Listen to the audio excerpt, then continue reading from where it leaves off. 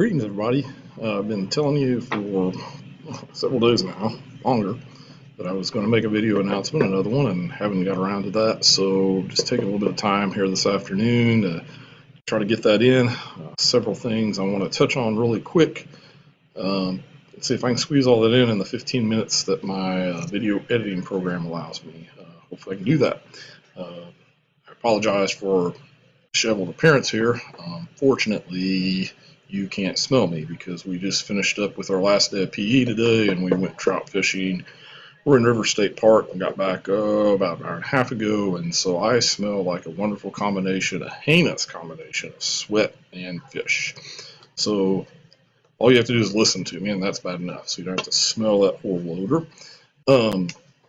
Several things, like I said, I want to touch on. I'll be kind of glancing down at my cards and over at my other computer screen to kind of look at some things. First thing, last night I finished grading Module 2 document assignment, so that's in. So you kind of know where I'm at. Like I said, I've been teaching, and I haven't told you guys a whole lot about myself, but I do, and I've mentioned it, and most of you probably picked it up by now. I do teach in the middle college program here at OTC, and as such, I'm a Springfield Schools teacher, and that's my full-time job. And one of the things we do every summer is we do a intersession summer PE class, and the students, we had about a dozen students, 2 teachers and I, and we had them from 8 to 2:30 every day, and we do a wide variety of activities, and had a lot of time committed to that this week, and so been spinning a couple of different plates there, and like I said, finishing that up today, so hopefully free a little bit of time up, but I'm not as far along with grading. I apologize, I'm not quite keeping up with the standards outlined in the syllabus. If that creates a problem for anybody, let me know, and I'll do the best I can. I am going to pause from grading the next day or so and try to get Module 5 and 6 built, and have those up. Those should be up, I believe. I've got to look, pardon me as I look.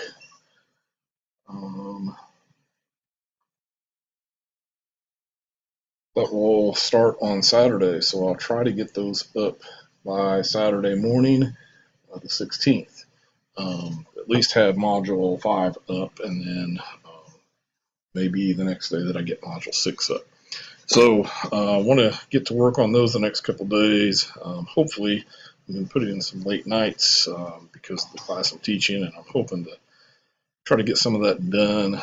So I'm not up so late, and I'm staying here in my classroom to work because if I go home, things tend not to be very productive until after about 10 when my boys go to sleep. And the father of 2 boys, I don't know if I mentioned that. I think it's probably popped up here and there. I've got a 6-year-old and an 8-year-old, so they keep my wife and I pretty busy. And she's been very patient the last couple of weeks because she's been they're all out of school, and she's been carrying the brunt of the load of keeping them entertained and getting them to the places they need to be. And I've been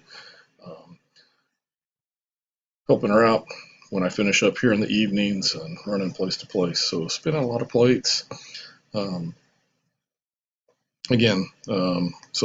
trying to keep up. If you have concerns, let me know. But I will get caught back up on grading hopefully early next week. But I want to do some building and getting modules put together next couple days.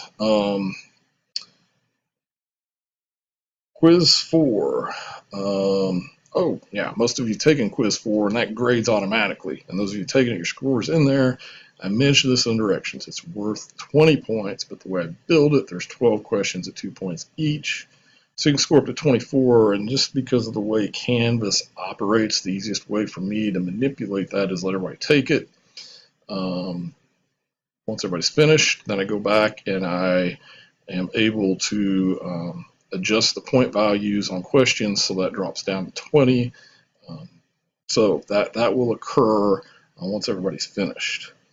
Again, I mentioned I've kind of had a busy schedule, and first time teaching this class, I mentioned, Dr. Gerard has allowed me to use her show, but still a lot of things that I've kind of changed around and customize it for myself, and hopefully try to make it more suitable for you guys, because I know everybody else is just as busy as I am with summertime. A lot of you are working full time, school full time, take care of families.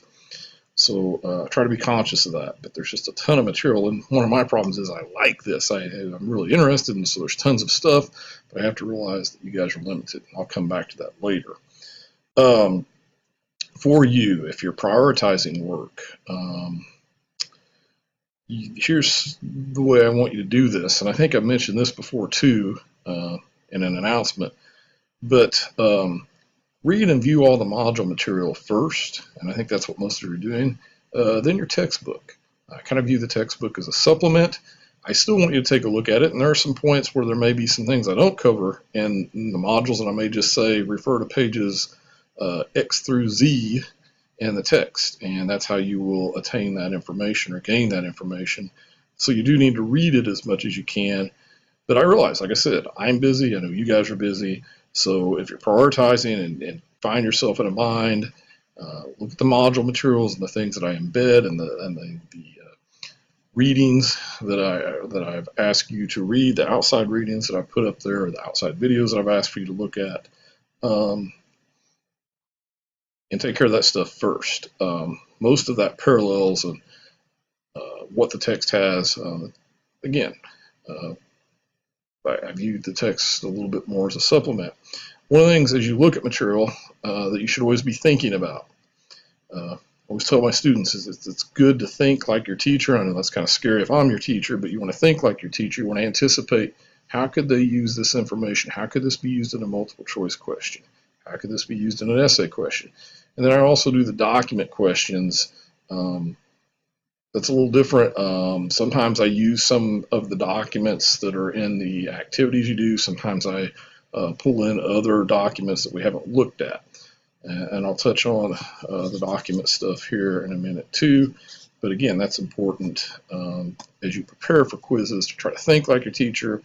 I may at some point as a quiz activity have you write your own quizzes.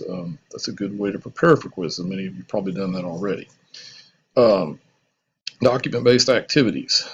One of my things of my philosophy about history, a lot of people don't like history because it gets taught, at least traditionally, as a bunch of dry, dusty facts and memorization. And personally, I don't memorize things very well.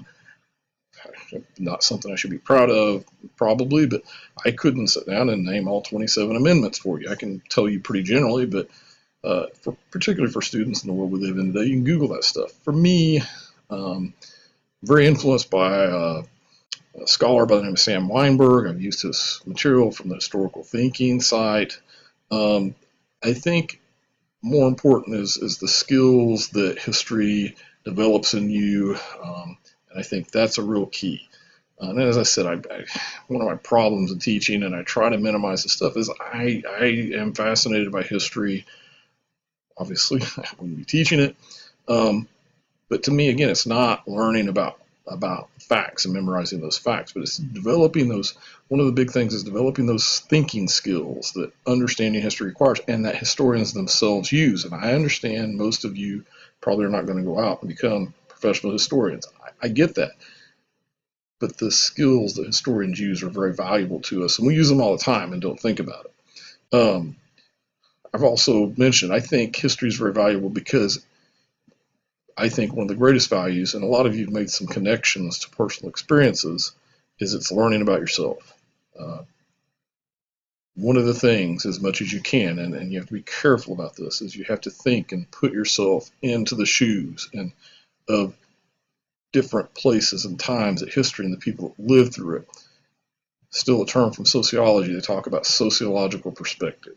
Trying to put yourself in the shoes of others and seeing things from their perspective, not just your own. And I think that's very valuable because it gives you a lot of insight into who you are.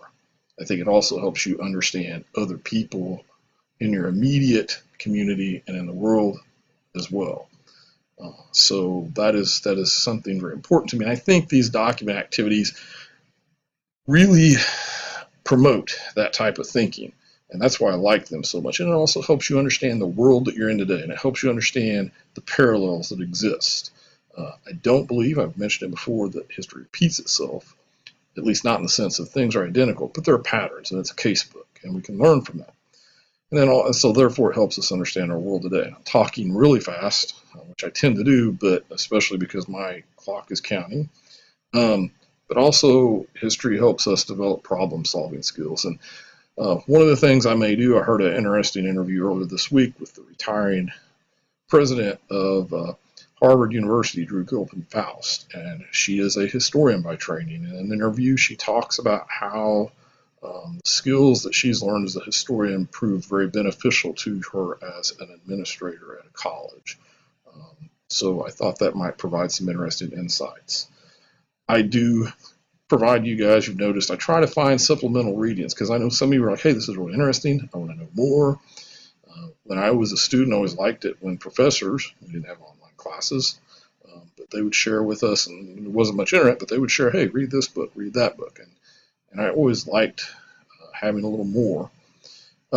So I throw those things out to you, and as I said, I may put the one up about Drew Gilpin Faust. I read an article yesterday about how the AP World History curriculum may be changing, some controversy surrounding that. I may put that up for you just because I think some of you may find it interesting. Some of you indicated you're going possibly into careers in education and maybe specifically history, so that might be interesting to you.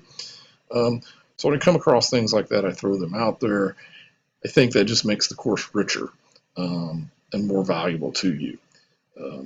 I will say, I know, and some people in reviews mentioned that, well, not everything it covers on the test. Well, true. And ultimately, part of learning, I think, if you really have the proper mindset about learning, the most valuable thing is learning itself. And I'm not going to test every single detail. So that maybe breaks with the traditional. But I do put those supplementals out there. You don't have to read them, and hopefully it doesn't create too much confusion for you. A couple things coming up real quick. Again, I'm running out of time.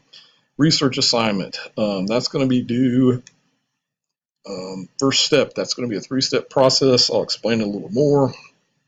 Have more information up about that. First step of that is due in Module 6, which is the end of next week. Again, I'll get more information up about that for you, hopefully by Sunday, if not by Sunday, early Monday. Exam 1 is in Module 5. The first of the 2 modules for next week, that's going to be due midweek. Multiple choice questions. We've only had 1 quiz, but go back and look at that. There will be probably 2 sets of essay questions. Each set, there will be like 3 or 4 questions, and you'll choose one. So you have a little flexibility, because my goal is not to find out what you don't know, it's to find out what you do know. And then third, there'll be some type of a document activity like you've seen on those document exercises. So that's what you can kind of anticipate. I don't have a study guide, but in lieu of that, I allow you to retake the quiz 1 time.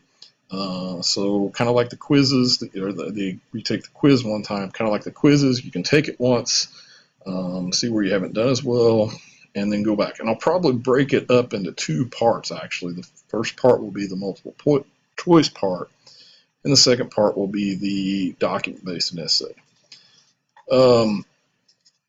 Last word, real quick, I got about a minute. I'm really happy with all the work I've seen. You guys are doing great work. I've been very impressed on the discussion board post, the document activities. I've seen some outstanding work. I talked about historical thinking earlier, and I've seen a lot of you that seem to innately have those skills. So kudos, keep up the good work. Hopefully, I'm providing you with as high a level of quality of instruction as you guys are in the work that you're producing for me. I'm just very impressed. If you have questions, if you have concerns, let me know. Again, I know we're moving fast, a lot of stuff, so and some of you made some contact with me. If you have issues, let me know, and we'll see what we can do. Again, I'm going to stop grading, try to build. I'm going to be out of town. My wife and I are going out of town mid to late next week for our anniversary, and then we'll be back in town and then out of town again for a few days, and I'll be back in town for a few days, and I'm off to a workshop in Gettysburg in July. So a lot of stuff happening, but that's where we're at, and I'm about out of time. So I hope everybody has a good remainder of the week, and I'll keep you posted.